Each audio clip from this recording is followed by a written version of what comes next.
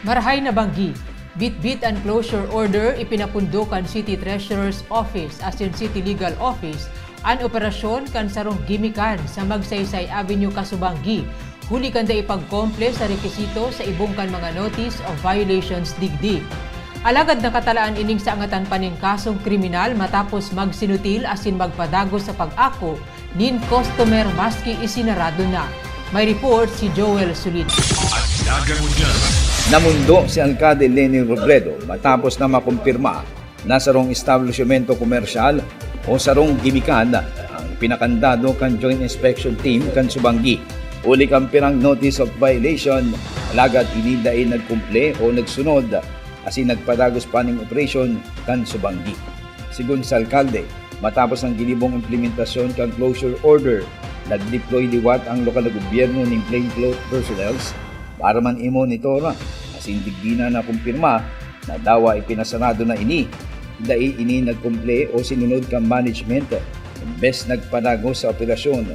Uli kay ini nakatala ang kasuhan ng kagsadiri asin ang management kang nasambit na establishmento.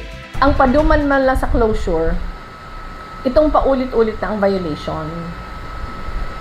Kasuod si Joint Inspection Team, pigpadlock pigsarado ang Starlight.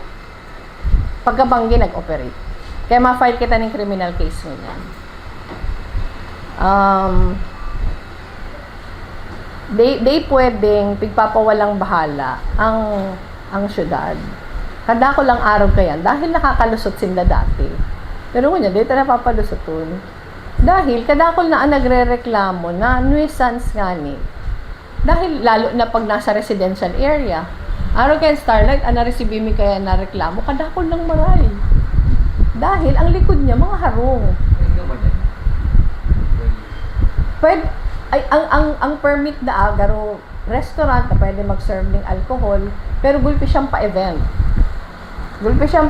Na grabe ang reklamong nakukuata from the residents sa likod.